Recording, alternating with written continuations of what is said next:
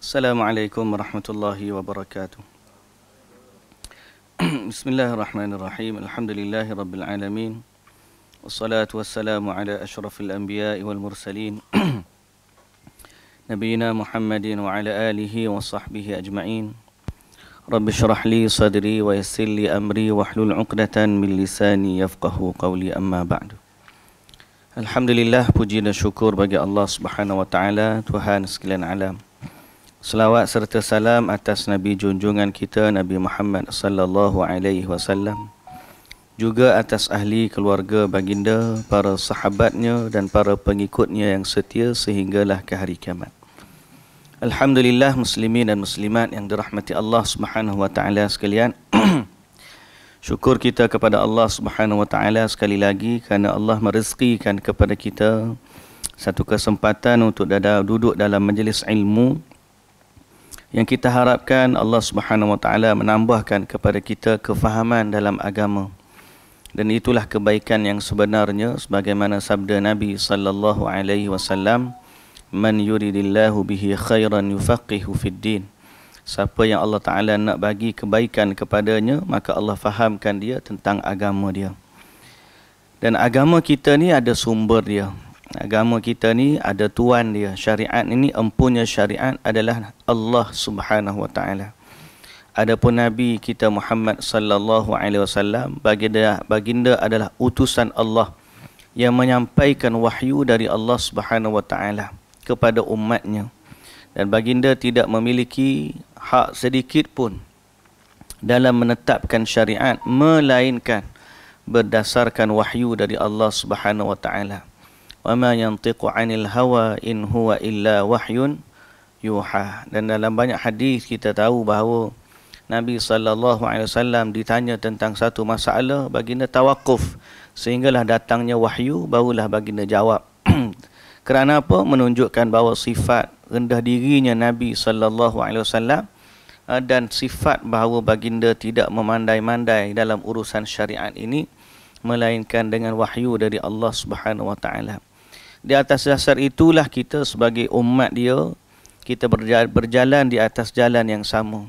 Bila kita kata la ilaha illallah Muhammadur Rasulullah, maka kita bersaksi bahawa tidak ada Tuhan yang berhak disembah melainkan Allah, dan kita juga bersaksi bahawa tata cara kita dalam menyembah Allah Subhanahu wa taala adalah mengikuti jalan yang telah diajarkan oleh Nabi kita Muhammad sallallahu alaihi wasallam dalam semua bentuk, sama ada akidah, ibadah, muamalah, akhlak dan seumpama dengannya. Semuanya kita mengikuti petunjuk dari Nabi kita Muhammad sallallahu alaihi wasallam. Manhaj tu mesti jelas. Walaupun kita kata kalau ditanya berapa banyak sunnah Nabi yang kita amalkan, mungkin ada orang berbeza-beza jawapan dia. Ada orang zikir pagi dia baca penuh. Ada orang zikir pagi dia baca separuh-separuh. Ada orang sifat dia salat sunat rawatib 12 rakaat dia boleh jaga penuh. Ada orang jaga 10 rakaat je. Ada orang kadang-kadang buat, kadang-kadang tak buat. Sifat beramal dalam agama tu berbeza-beza. Tapi yang paling utama adalah manhaj kita dalam memandang agama.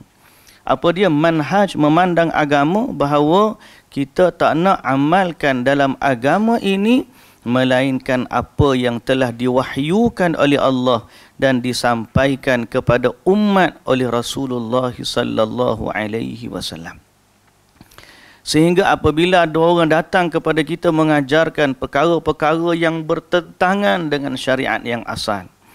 Sebagai contoh kita dah sebut sebelum daripada ni, zikir yang pelik-pelik. Orang zikir la ilaha illallah, dia mari zikir hu. Ada zikir selepas daripada salat, astaghfirullah, astaghfirullah, astaghfirullah, dia pergi batai nasyid pula lepas daripada salat dengan lagu yang mendayu-dayu dan seumpama dengannya. Jadi perkara-perkara macam ni menjadikan kita makin kita berpegang teguh, ya, kerana kita takut dan bimbang akan hadis Nabi sallallahu alaihi wasallam yang telah mengkhabarkan bahawa akhir zaman ini umat akan berpecah dan akhir zaman akan ada para pendakwah yang mengajak manusia menyimpang daripada jalan Rasulullah sallallahu alaihi wasallam. Jadi kita berada di atas manhaj, walaupun kita tahu kita masih kurang dari sudut beramalnya, sekurang-kurangnya Sebagaimana kata Abdullah ibn Mas'ud, berpada-pada dengan sunnah lebih baik daripada banyak dan berlebihan dalam perkara bid'ah. Buat banyak tapi tidak menepati tidak menepati apa yang disabdakan oleh baginda Nabi sallallahu alaihi wasallam, tidaklah lebih kita suka daripada buat sikit tapi bertepatan dengan apa yang diajar oleh Nabi kita Muhammad sallallahu alaihi wasallam. Jadi atas sebab itulah muslimin dan muslimat yang dirahmati Allah, sudah berapa lama sekali atau kita dah baca kitab Talbis Iblis yang membuka pekung atau kedok orang-orang yang ditipu daya oleh iblis, terutamanya pada watak-watak orang yang menzahirkan keilmuan, menzahirkan kesalehan dan menzahirkan kezuhudan. Ini yang disebut oleh Ibnul Jauzi dalam kitab dia Talbis Iblis. Bukan berkaitan dengan orang-orang ahli maksiat yang jelas-jelas ada pelaku maksiat. Yang tu tak apa. Tapi yang paling bahaya ialah orang yang menampakkan kebaikan, kesalehan, kezuhudan. Dianggap orang yang benar dalam agama, tapi sebenarnya mereka menyimpang daripada ajaran Islam yang sebenar. Sebab itulah kita baca kitab ini, mudah-mudahan Allah Subhanahu Wa Taala menyelamatkan kita daripada fitnah ini.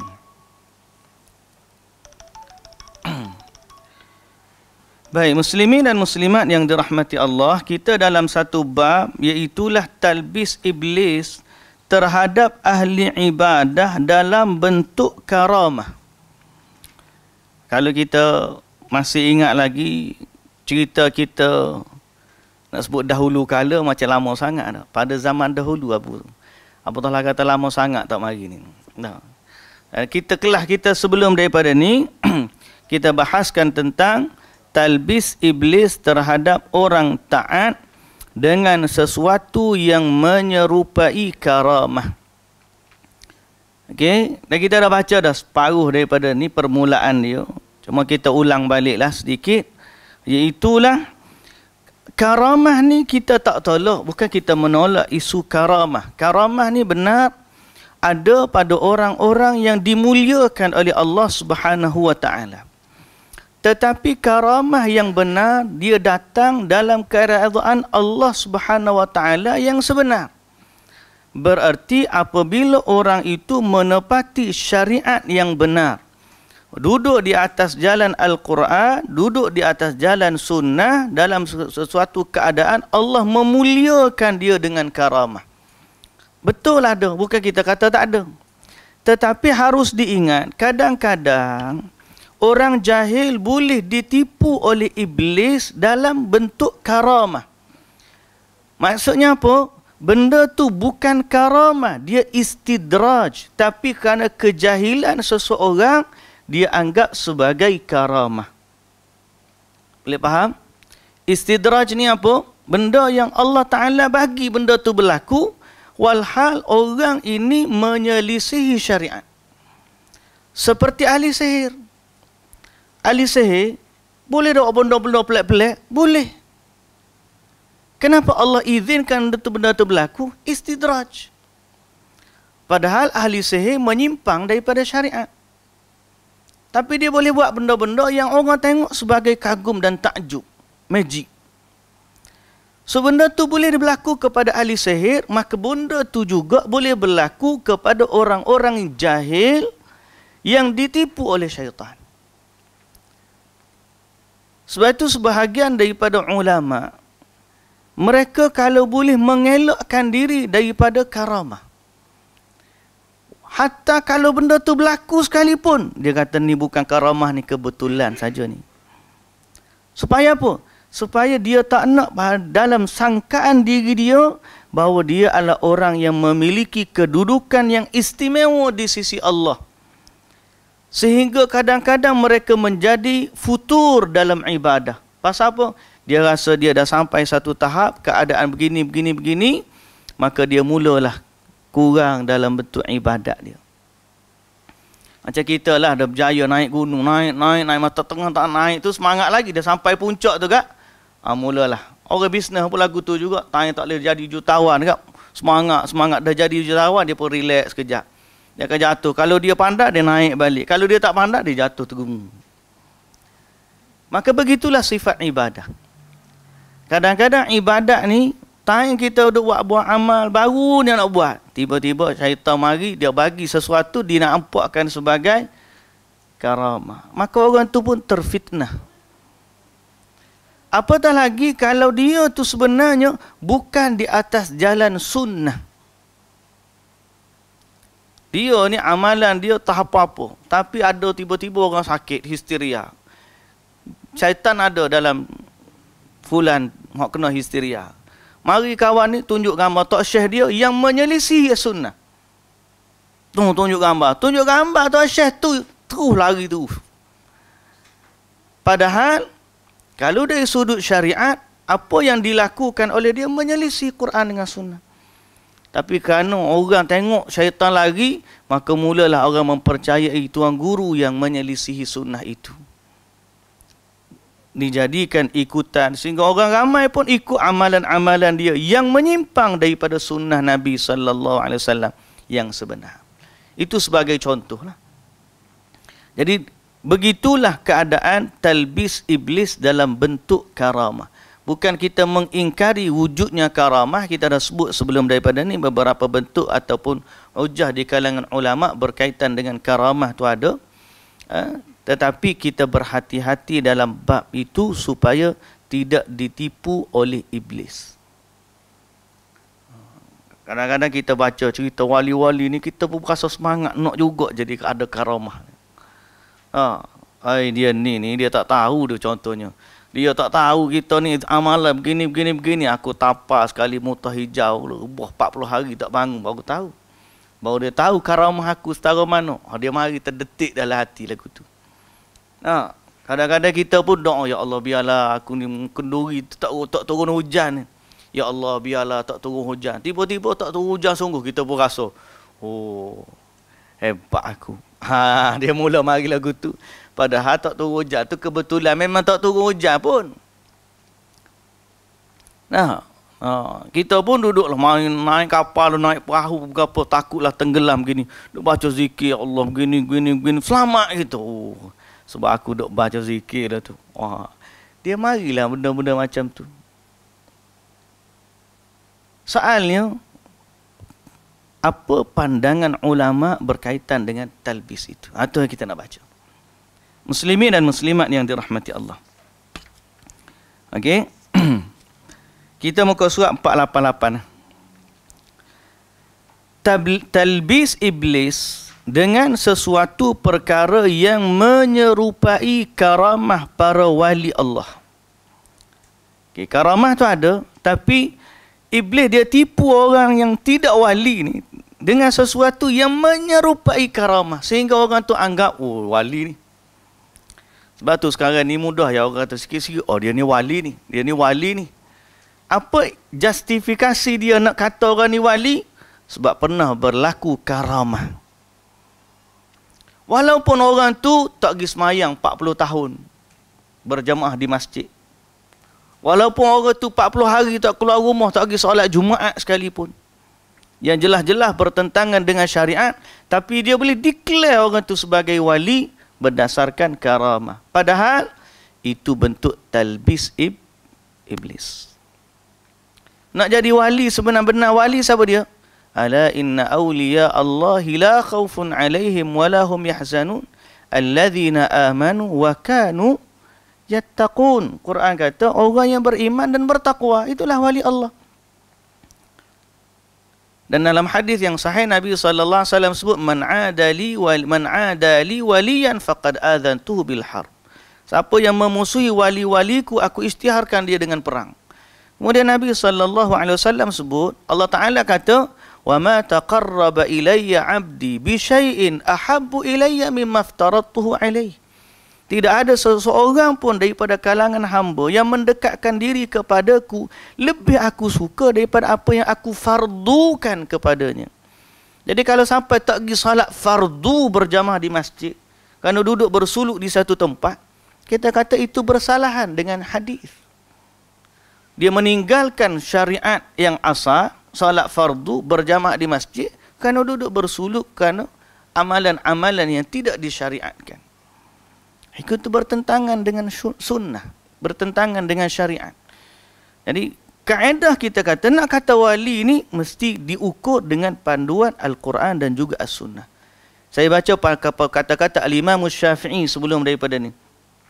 Seandainya kamu lihat orang tu terbang di udara sekalipun, jangan kamu anggap dia itu wali sehingga kamu bandingkan amalan dia dengan Al-Quran dan juga As-Sunnah. Kita baca kan berkelas sebelum daripada ni, perkataan Imam Syafi'i dalam masalah ni.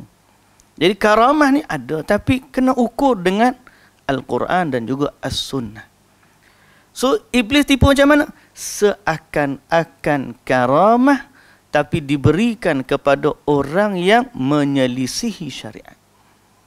Ataupun orang tu taat sebenarnya, tapi dengan dia taat sikit, dengan talbis itu dia jadi anggap dia ni somebody, sehingga akhirnya ada yang jadi mengaku jadi Mahdi. Orang Malaysia baru ni duduk di Madinah mengaku jadi Imam Mahdi. Tak tahu. Kau tak tahu cerita sini. Oh, tak tahu ni. Ana pun sebenarnya tak tahu juga, tapi kebetulan kita pergi umrah, jumpa dengan konsulat, awal konsulat. Orang konsulat kata dia terpaksa duduk di konsulat beberapa hari, kena bagi makan, bagi minum, pasal dia orang dah habis bekalan. Overstay duduk di Madinah. Bukan sehari dua hari, dia duduk di Madinah tu dekat hampir setahun. Kalau dia overstay rasa 200 hari ke apa.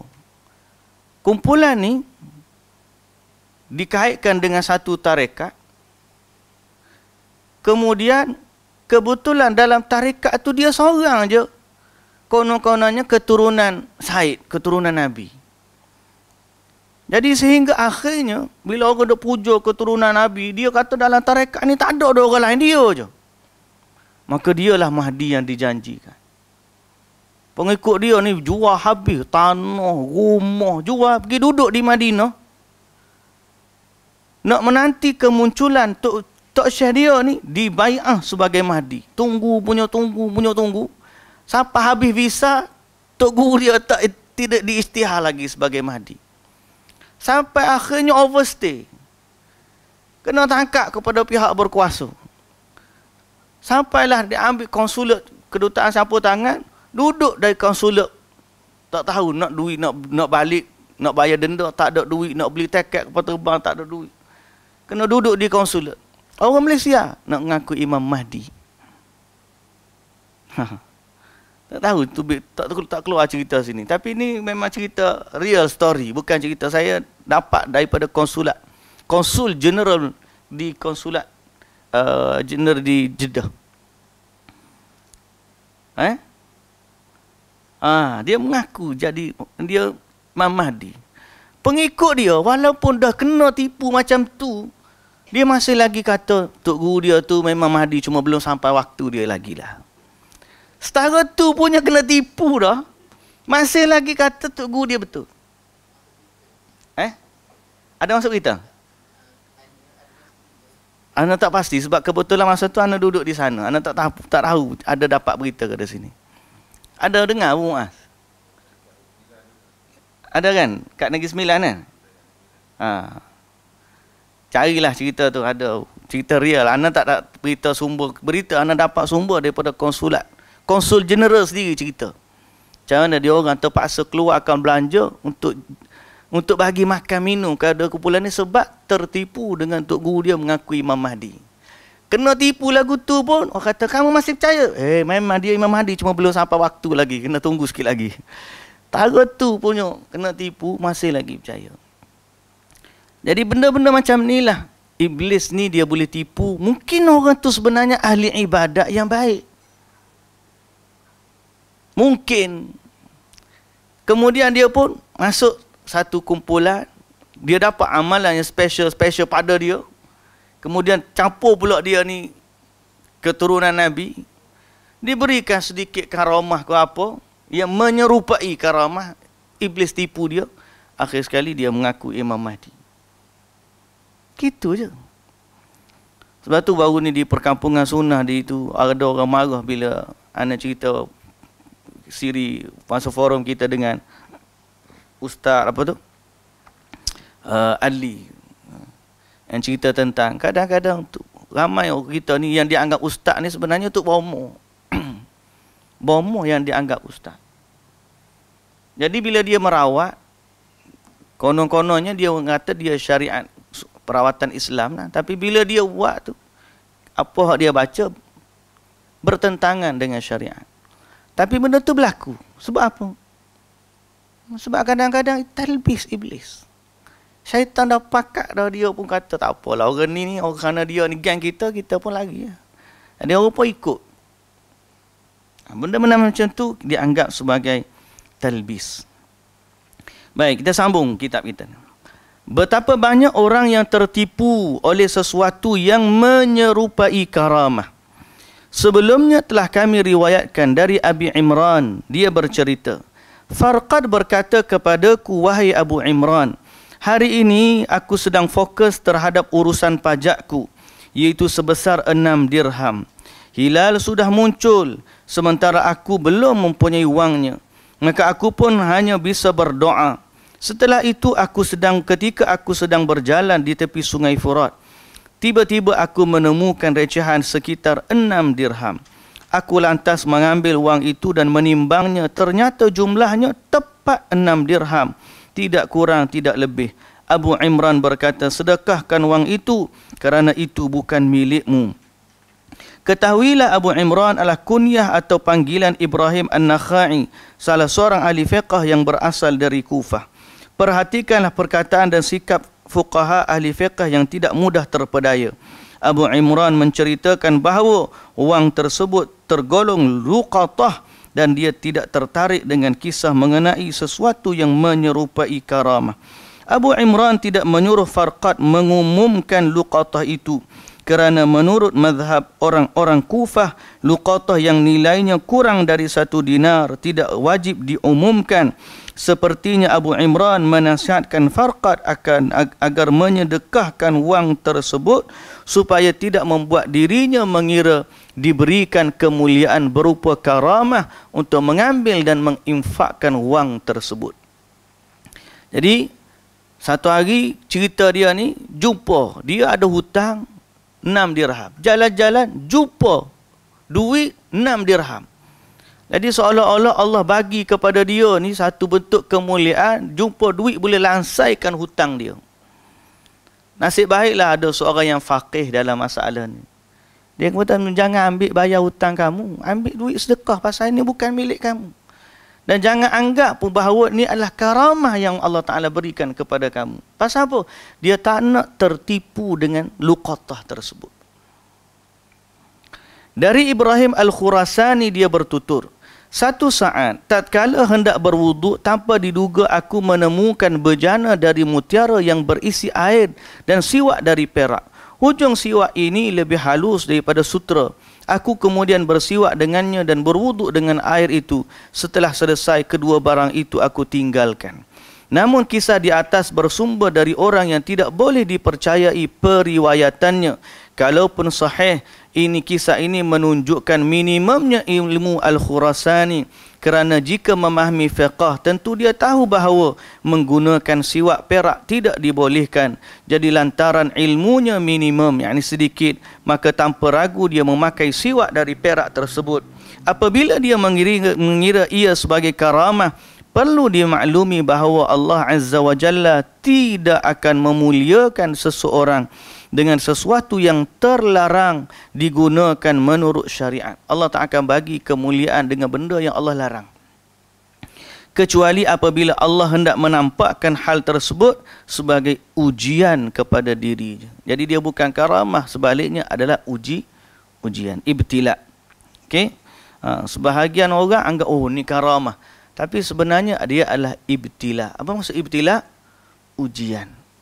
Allah nak test dia ni. Betul kalau dia ni duduk di atas jalan syariat. Okey? Jadi mewaspadai beberapa hal yang secara lahiriah terlihat seperti karamah. Dikarenakan orang-orang berakal mengetahui betapa hebatnya tipu daya iblis, maka mereka mewaspadai segala sesuatu yang lahiriahnya terlihat seperti karamah Allah untuk para walinya. Bila kita kata di sini orang-orang berakal, maknanya penulis kita ni cerita tentang macam mana orang yang selamat daripada tipu daya iblis ni.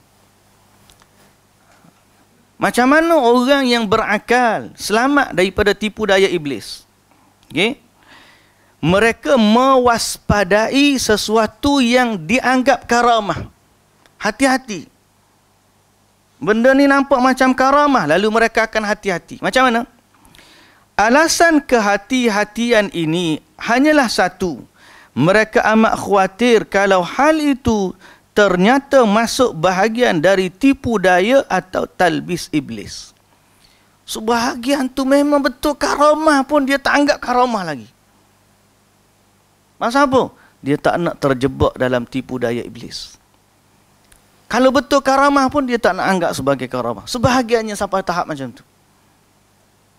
Kerana dia tak nak terjebak daripada dalam tipu daya iblis. Soal hati, soal ibadat ni, Allahu Akbar. Bukan sekadar nak jadi wali dah. Kita beribadat ni, tujuan apa kita beribadat? Nak jadi hamba. Jangan sampai kita nak orang tanya, mu jadi wali ni apa amalan kamu? Nak buat amalan supaya jadi wali. Sedangkan kita beramal untuk menjadi hamba kepada Allah.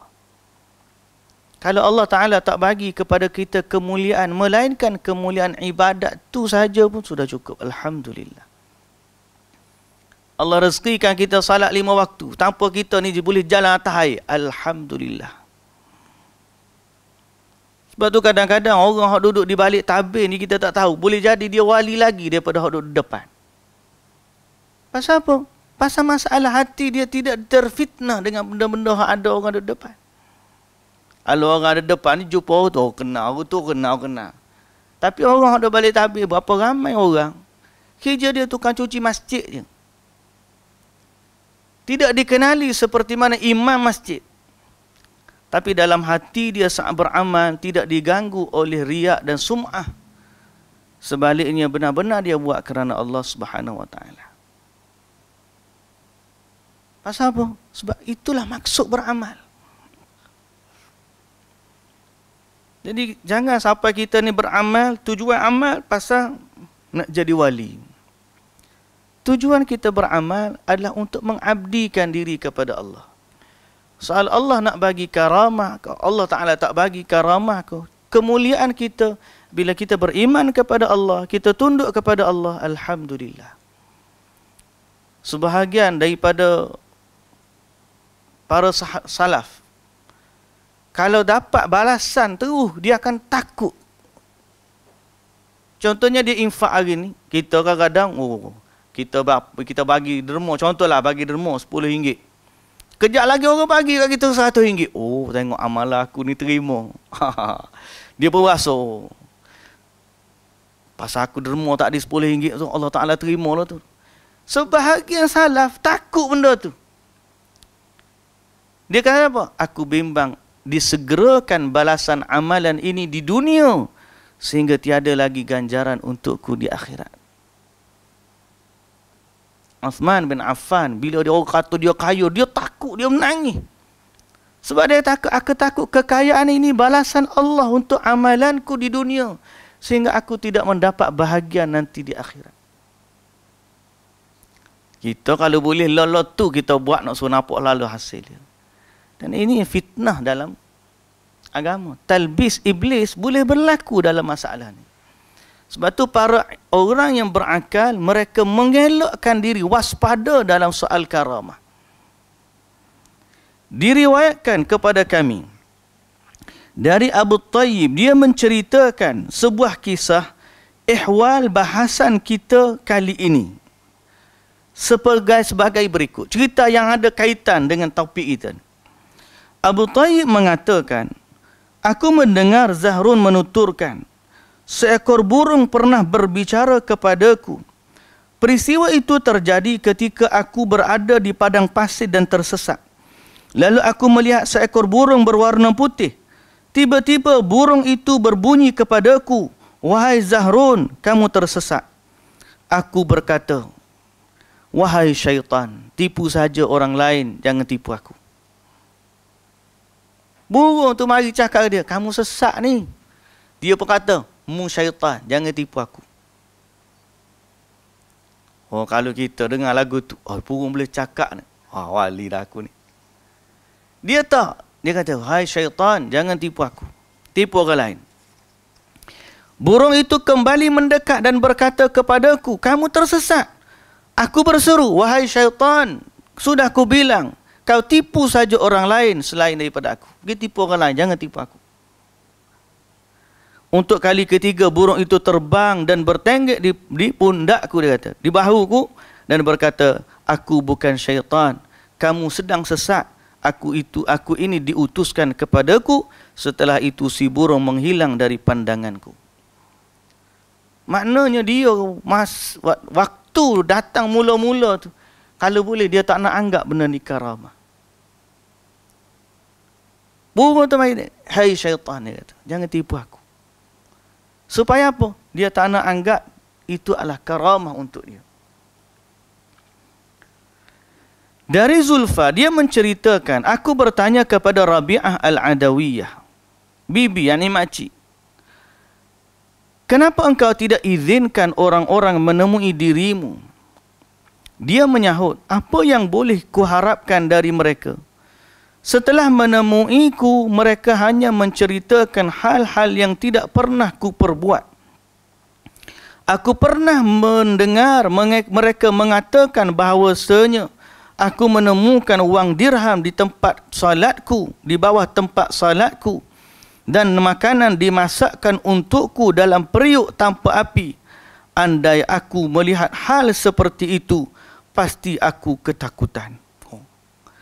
Rabi'ah Adawiyah sendiri, bila orang nak pergi jumpa dia, dia tak bagi. Orang tanya, kenapa tak bagi? Dia orang ni kalau mari jumpa aku, macam-macam dia cerita. Padahal benda tu tak berlaku pun. Dia cerita macam mana? Dia cerita tengah-tengah semayang, tengok ada duit keluar daripada tempat bawah solat. Tengok-tengok, lauk masuk dalam puyuk yang tak ada api. Kata Rabi'ah, kalau benda tu berlaku, aku takut. Kata. Takut maknanya tertipu dengan talbis. Dia tak mengharapkan benda tu berlaku. Cuma orang. Sebab tu kadang-kadang, kita ni, pada orang soleh tu betul, tak berlaku pun, tapi orang lain orang cerita lebih. Oh, cerita Tok Kenali. Macam ni cerita Tok Kenali. Macam-macam cerita Tok Kenali. Tapi bila kita tanya anak cucu Tok Kenali, dia kata kita pun dengar lagu tu, tapi tak tahulah betul ke tidak. Dengar saja lah. Pasal apa? Kadang-kadang rekayasa dia panggil. Mungkin Tok Kenali soleh betul, tapi cerita tokoh tambah kepadanya, berlaku. Seperti mana yang berlaku kepada Rabi'ah Al-Adawiyah ini. Aku berkata lagi, orang-orang kerap kali membicarakan tentangmu. Mereka menyebut Rabi'ah mendapatkan makanan dan minuman di dalam rumahnya. Apa benar kamu menemukan sesuatu di situ? Rabi'ah menanggapi atau menyanggah, wahai anak saudaraku, andaikan aku menemukan sesuatu dalam rumahku, tentu ia tidak akan kusentuh dan tidak akan kutaruh di hadapanku. Orang betul-betul saleh, dia tidak mengharapkan karamah ni. Kerana dia takut kepada talbis iblis. Orang yang duk harap ni sebab dia tidak merasakan kemanisannya ibadah. Orang ahli sunnah, dia rasa kemanisan, kekuatan dia dengan hujjah dia.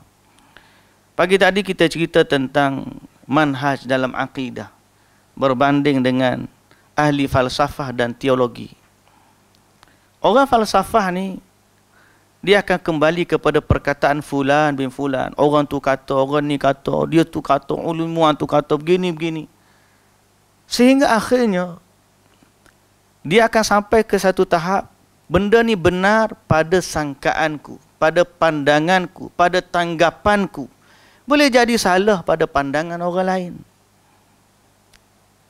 kemuncak kepada benarnya dia, ilmu falsafah benar pada saya, tapi boleh jadi salah pada orang. Pasal apa? Sebab dia adalah perkataan manusia. Ataupun hari ini dia anggap benar, minggu depan dia anggap salah. Pasal dia perkataan manusia.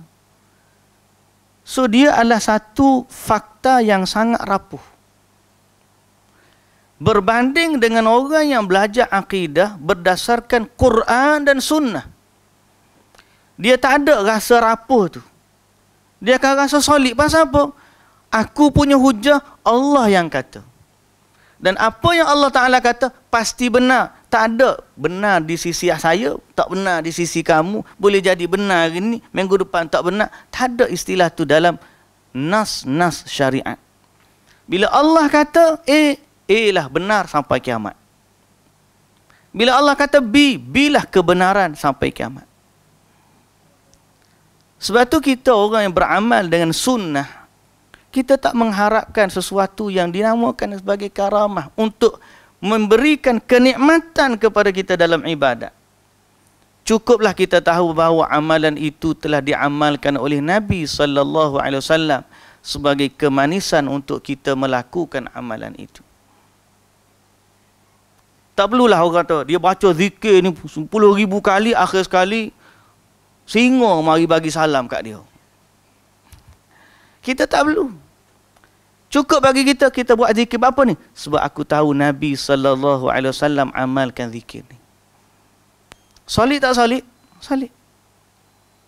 Sebab tu ahli sunnah tidak mengharapkan kepada karamah.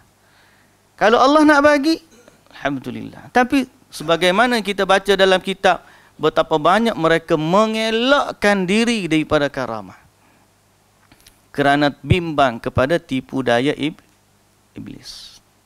Sebaliknya orang yang tidak berpegang pada sumber dia macam testimoni lah tuan-tuan. Betul tak? Kalau produk tu tidak clinically proven, dia akan berhujah dengan testimoni. Tapi kalau benda tu ada punya lab punya sijil, lantakmu testimoni berapa kau apa, kita dah ada sijil lab dia. Pasal apa? Ni clinically atau lab dah test betul proven. Kita tak perlu pada testimoni. Dalam beramal macam tu juga. Kita tak perlu kepada dia buat amal ni dapat karamah A, dia tu buat amal ni dapat karamah B. Pasal apa? Kita dah ada hujah. Quran kata macam ni, hadis kata macam ni. That's it. Tapi orang yang mana amalan dia tak ada sumber, macam mana dia nak justify benda tu betul? Testimoni. Oh, dia tu buat amal hari ni, tiba-tiba dia menego jadi murah rezeki. Siapa tulis surat ni, dia sebar 20 keping ada, dapat murah rezeki. Kawan ni hari tu dia nak interview, dia pun baca ni gini-gini, dapat kerja tu. Testimoni. Kita, orang berpegang pada Quran dengan sunnah, tak perlu benda tu. Even kalau kita baca pun kita gagal dalam hidup sekalipun, buang kerja pun, tetap kita amal ke. Pasal apa? Sebab hak tu isu kerja. Hak ni, hak memang Nabi buat. Dan kita tak perlu kepada, dia buat ni seperti tiba-tiba dapat kerja ke apa. Tak. Bila kita tahu Nabi SAW baca macam tu, cukuplah itu hujah bagi kita. Kalau kita nak juga ke, cukuplah bagi kita Quran dan hadis sebagai kemanisan ibadat kita. Bila kita baca lepas daripada salat, la ilaha illallah wahdahu la syarika la lahul mulku wa lahul hamdu wa ala kulli syai'in qadir la hawla wa la quwwata illa billah. Ataupun Allahumma la mani'a lima a'taita wa la mu'tiya lima mana'ta wa la yanfa'u dzal jaddi minkal jadd. Walaupun orang tak anggap kita tu tak seronok baca, tak syahdu, ustaz tu lagi sedap. Macam mana dia? Astaghfirullah Rabbal baraya. Menangis belakang. Kita tak rasa pun syahdu dia. Pasal apa? Sebab kita kata benda tu Nabi tak buat, hak kita buat ni ada hadisnya Nabi SAW. Bila ada orang baca rokok lama sujud belakang tu tahu baca berapa dia baca, kita pun tak apa. Tapi bila kita tahu dalam hadis Nabi SAW baca doa istighfar dalam solat, Allahumma ighfir li dhanbi kullahu diqqahu wa jillahu alaniyatahu sirrahu, ataupun apa, jullahu sirrahu Allah maghfir li dhanbi kullahu diqqahu wa jillahu apa tu Allahumma salli akhir sekali sirrahu alaniyatahu. Bila kita tahu Nabi sallallahu alaihi wasallam baca, kita pun rasa oh alhamdulillah, kita rasa ketenangan dan kemanisan ibadah bila kita tahu benda tu Nabi buat. Tak perlu kepada justifikasi, tiba-tiba burung bagi salam, tiba-tiba singa bagi salam, tiba-tiba berjalan atas air, tiba-tiba isi air dalam minyak, kereta tiba-tiba tukar jadi minyak. Oh, macam-macam cerita bab pelik ni. Kereta mati Tok Guru tu, ambil air cedok dalam tepi sawah tu, isi dalam kereta, tiba-tiba tukar jadi minyak. Hebat dia. Tapi kita tak perlu cerita-cerita, sebab Nabi SAW dia datang membawa syariat. Hatta bila orang kafir nak Bukit Safa jadi emas, Jibril kata boleh, tapi kalau selepas tukar, siapa lagi tak beriman kepada kamu, akan hancur Allah azab dia dengan azab yang tidak pernah ditimpakan oleh kepada sesiapa pun sebelum daripada ni. Nabi kata biarlah, tak apalah, tak tukar. Biarlah aku ajak mereka dengan dakwah. Ada waktu Allah Ta'ala izinkan kepada Nabi.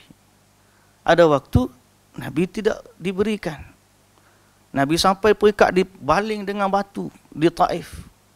Darah. Nabi sampai dipukul di Uhud. Berdarah. Jadi ada waktu karamah ni ataupun mukjizat diberikan kepada Nabi. Ada para Nabi dibunuh oleh pengikut dia sendiri. Jadi bukanlah sesuatu yang kita kata karamah tu siapa perikat. Sebenarnya benda tu sihir. Kalau tiap kali baca tu jadi, tiap kali baca tu jadi, itu yang justifikasi kita kata. Nabi pun bukan setiap kali nak mari. Tiba-tiba dia ni, oh karamah dia mari macam dia petik jari. Mari karamah, tunjuk pak karamah, baca karamah. Tu bukan karamah lagi kalau setiap kali petik tu mari tu istidraj namanya. Dia ada khaddam dia. Itu yang kita takut. Jadi sebab tu saya katakan sekali lagi, sebagai ahli sunnah, cukuplah kemanisan ibadah dengan panduan Al-Quran dan juga As-Sunnah. Baik. Dari Zulfa, dari Rabi'ah, dia berpuasa pada hari yang sangat dingin. Dia berkata, jiwa ini mendorongku untuk berbuka dengan makanan hangat. Saat itu aku punya lemak, maka aku bergumam, andai aku punya bawang merah atau bawang bakung, pasti dapat kuolah lemak ini menjadi makanan hangat. Tanpa diduga seekor burung datang dan menjatuhkan bawang merah dari paruhnya di sebuah celah yang terdapat di rumahku. Menyadari hal itu, aku pun segera mengurungkan niatku untuk berbuka dan membuat makanan hangat, kerana khawatir yang demikian tadi berasal dari syaitan. Dia baru fikir, tiba-tiba mari burung hantar pun. Dia tak ambil benda tu. Dia takut benda tu adalah syaitan nak datang menipu dia. Oh, kalau jadi kat kita, siap selfie lagi tengok burung bawa. Update pula status, hari ni aku nak buka gini-gini, tiba-tiba mari burung bagi. Update lalu status. Nama kita ni jangan benda-benda macam ni. Benda-benda pelik di Mekah, dia hilang, tiba-tiba jumpa lah macam-macam cerita gitu. Boleh masuk majalah Mastika tu, hebat. Baik. Dari Muhammad bin Yazid, bahawa dia menuturkan, orang-orang meyakini Wahib termasuk penghuni syurga. Saat diberitahukan hal ini, dia menangis sejadi-jadinya dan berkata, aku takut jika hal itu datang dari syaitan. Sangat takut, mereka sangat takut. Dipuji, diberikan penghormatan, diberikan. Pasal apa? Sebab kita ni beramal untuk jadi hamba. Riak pun kita takut, ujub pun kita takut. Kita rasa amalan kita diterima oleh Allah tu pun kita rasa bimbang. Sebab kita ni mengharapkan, masih dalam keadaan harap, ar-raja. Tak ada satu pun yang kita boleh bagi satu keyakinan amalan kita diterima oleh Allah. Tapi dengan datangnya benda-benda macam ni, seorang tu boleh melepasi tahap ar-raja dan dia rasa dia diterima oleh Allah. Padahal para ulama tidak bersungguh-sungguh pun dalam bab tu.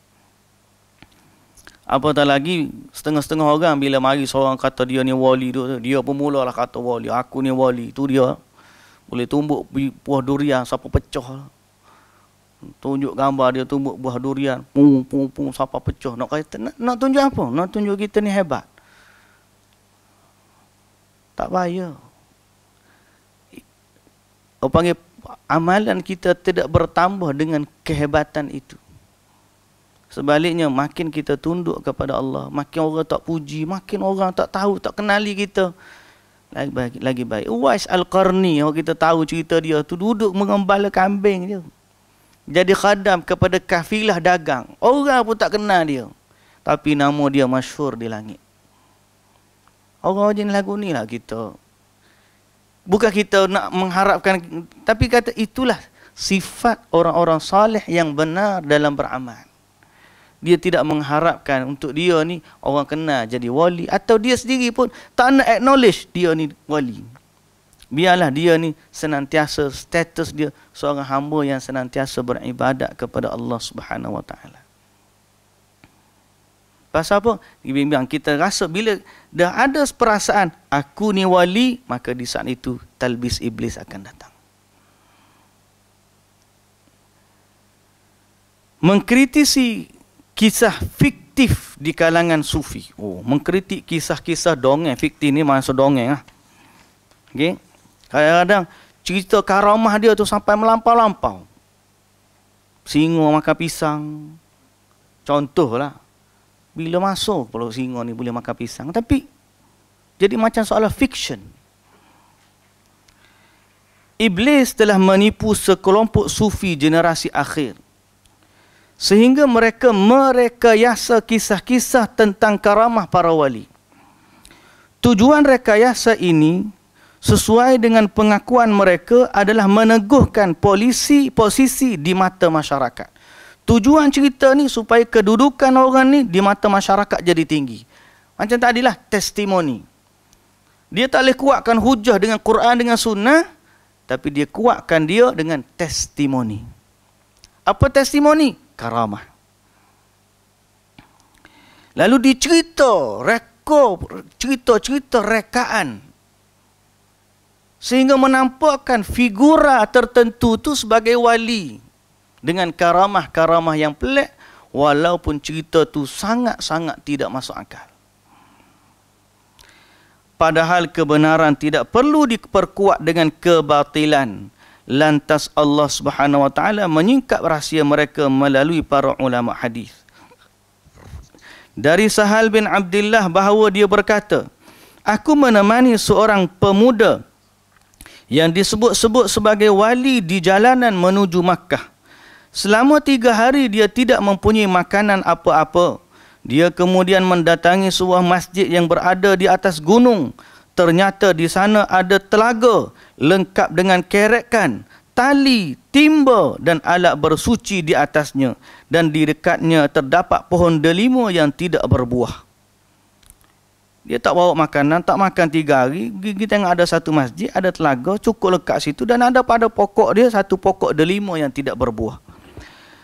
Pemuda tersebut berada di masjid sampai maghrib. Pada waktu maghrib tiba, tanpa disangka datanglah 40 orang mengenakan pakaian wool, pakaian kapas lah. Pakaian bulu dan bersandal dari daun kurma. Makna selipar daripada daun kurma, baju daripada bulu. Ni geng-geng zuhud lah ni. Orang zuhud. Kita dah sebut pakaian bulu ni. Zaman dulu pakaian bulu ni pakaian zuhud.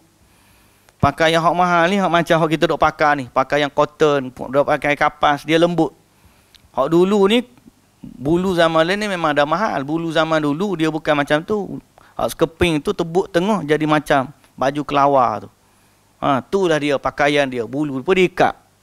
Maknanya itu pakaian yang dhaif. Kasut dia pula daripada daun kurma, pelepah daun kurma. Mereka pun masuk masjid dan mengucapkan salam. Lalu salah seorang dari mereka mengumandangkan azan. Tidak lama kemudian iqamat dikumandangkan. Pemuda itu pun maju lantas menjadi imam salat. Dia tak duduk seorang. Mana jadi imam pada 40 orang hak mari ni. Selesai salat, dia pun menghampiri pohon delima tadi. Ternyata di pohon ini telah matang 40 delima segar. Setiap dari mereka mengambil satu buah. Selanjutnya pemuda ini pun pergi. Sementara itu aku bermalam. Sahal berkata, aku pula bermalam dalam keadaan lapar. Sebenarnya saat mereka selesai salat dan memetik buah delima tersebut, aku mengadukan diri ini kepada mereka. Wahai kaum, aku ini saudara kalian sesama Muslim dan aku sedang kelaparan hebat. Kenapa kalian tidak berbicara atau menghibur aku? Pemimpin mereka menjawab, kami tidak berbicara orang yang terhalang oleh sesuatu yang dibawanya, yakni bawa harta. Kami ni geng-geng yang tak bawa harta, tawakal betul kepada Allah. Jadi kamu ni bawa harta, jadi kami tak bercakap dengan orang yang terhalang dengan sesuatu yang dia bawa. Itulah harta. Jadi orang ni musafir bawa bekal. Kawan tu 40 orang tu tak bawa bekal. Tawakal dia tinggi, sampai di situ, tak nak tu dah semayang, pokok delima hak tak berbuah, tiba-tiba ada buah. Jadi dia ni, lepas tu aku dah apa? Ada harta, tak ada bekal lah. Tapi, bapa aku tak dapat buah tadi. Dia kata, kamu terhalang dengan harta kamu. Pergilah kamu, buanglah semua sesuatu yang kamu bawa ini di lembah yang ada di balik gunung ini. Setelah itu, kembalilah kemari agar kamu bisa mendapatkan apa yang kami dapatkan.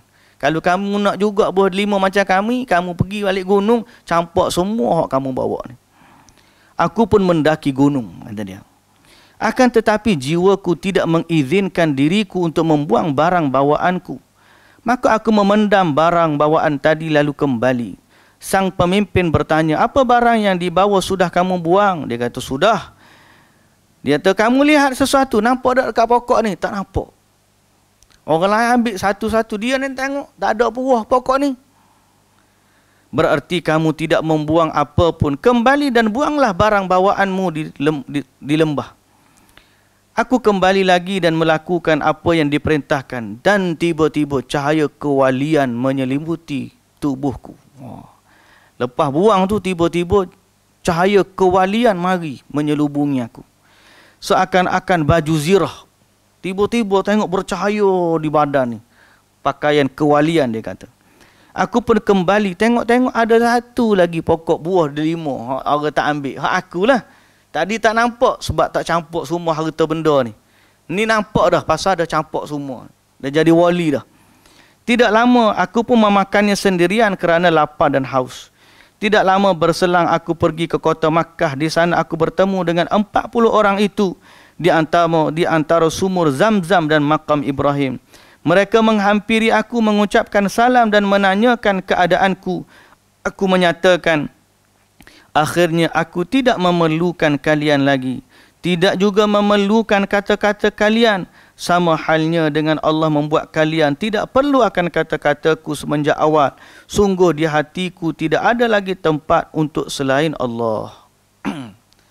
Jadi jumpa sekali lagi Mekah, aku tak berhajat dah kepada kamu. Seperti mana kamu dulu tak berhajat kepada aku. Kerana di hati aku ni tidak ada dah tempat melainkan hanya untuk Allah sahaja. Mana tawakal dia ni hebat lah. So akhirnya dia buang semua bekalan dia. Jadilah dia sufi betul-betul bertawakal kepada Allah. Ingat lagi tak kita baca talbis iblis terhadap golongan sufi dalam bermusafir? Dulu kita pernah baca kan? Di mana cacat cerita ni? Penulis berkata, cacat cerita ni penulis berkata, dalam sanad kisah tersebut terdapat Amr bin Wasil, seorang yang dinyatakan dhaif oleh Ibnu Abi Hatim. Selain itu Al-Adami dan ayah ini sama-sama tidak diketahui keadaannya. Dari sudut sanad cerita ni ada masalah. Sebab seorang dhaif, dua orang lagi majhul, tak dikenali dari sudut sanad. Kemudian kata Ibnu Jauzi dalam kitab dia, cacat cerita ni juga perkataan pemimpin di atas. Lalu buanglah yang kamu bawa itu, yakni harta kamu bawa ni, buang semua harta kamu. Nak jadi tawakal ni kena buang harta. Menunjukkan kisah tersebut sengaja dikarang dan direkayasa sebab para wali yang benar tidak akan menyelisih syariat dan syariat melarang kita menyia-nyiakan harta. Wali yang sebenar, kalau dia tak bawa harta tu satu. Tapi kalau ada harta, dia tak akan suruh buang. Sebab menyia-nyiakan harta adalah perkara yang dilarang dalam syariat. Wali dululah. Kalau wali lah ni dia tak buang dah harta, dia ambil dah harta wali lah ni. Dah, siap dia kata pula rawatan buang saka ni berapa ratus, berapa ribu. Siap ada harga, siap. Dia pun kata kena ada pengeras, tapi janganlah RM1 pengeras tu, dia kata. Ini wali akhir zaman dia lain pula cerita dia. Tapi kita kata cerita ni rekayasa. Sebab apa? Kalau betul ni wali, dia tak akan suruh menyia-nyiakan harta. Kemudian, cacat dia yang kedua, pernyataan Sahal, cahaya kewalian menyelimutiku, menunjukkan kisah ini dibuat-buat dan omong kosong. Kisah seperti ini tidak akan mampu memperdayakan orang yang berilmu. Hanya orang-orang bodoh lagi tidak memiliki mata hati yang terperdaya oleh kisah seperti ini. Dari Abdul Aziz Al-Baghdadi menunjuk bahawa dia menuturkan, aku biasa merenungi kisah-kisah kaum sufi. Satu ketika aku naik ke atap lalu aku mendengar suara bacaan wa huwa yatawallas salihin. Maknanya dia melindungi orang-orang salih. Sontak aku menoleh. Sontak. Mana kemudian aku menoleh namun tidak melihat apa pun. Aku kemudian menjatuhkan diri dari atap tersebut. Ternyata aku dapat melayang di udara. Penulis berkata, kisah di atas dusta dan mustahil. Orang berakal tidak akan menyaksikan tidak akan sangsi, maknanya tidak akan meragukan kebohongan kisah ini. Andai pun kisah tadi benar, tuh menjatuhkan diri dari atap rumah, haram hukumnya. Kalau betul pun, takkanlah seorang tu nak test diri dia wali ni kena terjun atap rumah. Betul tak? Aku dah amal-amal sekian-sekian ni, aku nak test aku ni wali ke tak wali. Dia pun naik atas bangunan tinggi, terjun.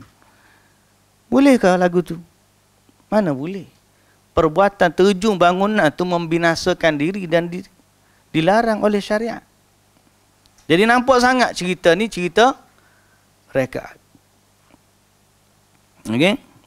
Adapun perkiraannya bahawa Allah melindungi orang-orang yang melakukan perbuatan terlarang, sungguh itu merupakan perbuatan yang batil.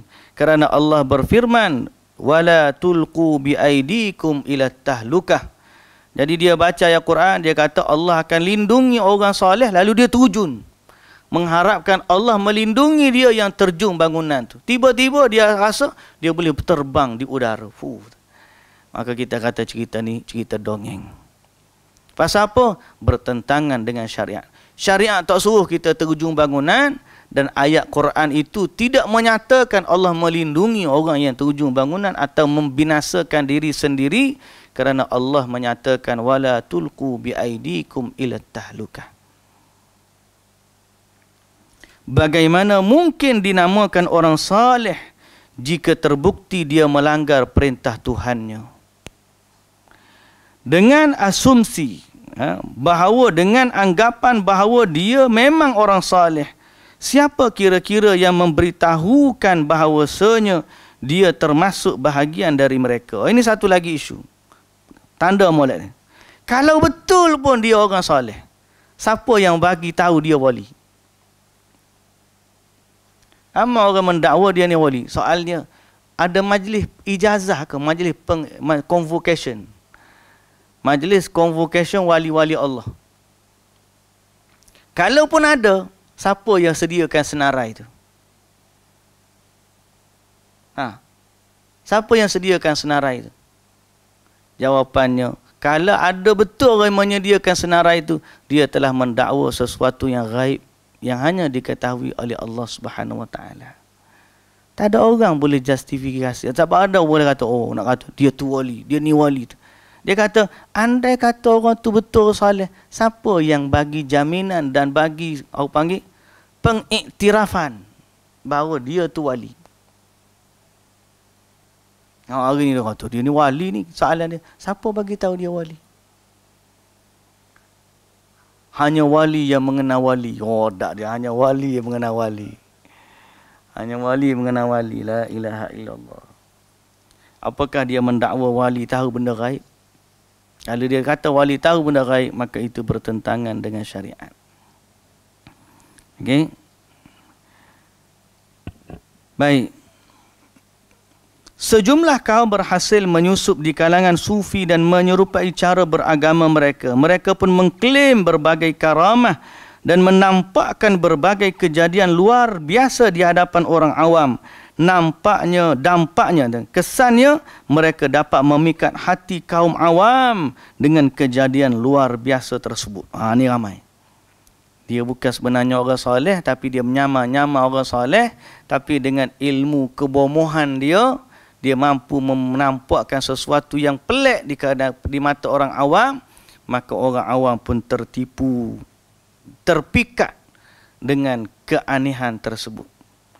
Diriwayatkan kepada kami dari Al-Hallaj bahawa dia memendam roti, daging panggang dan manisan di satu tempat di padang pasir. Kemudian memberitahukan hal itu pada salah seorang sahabatnya.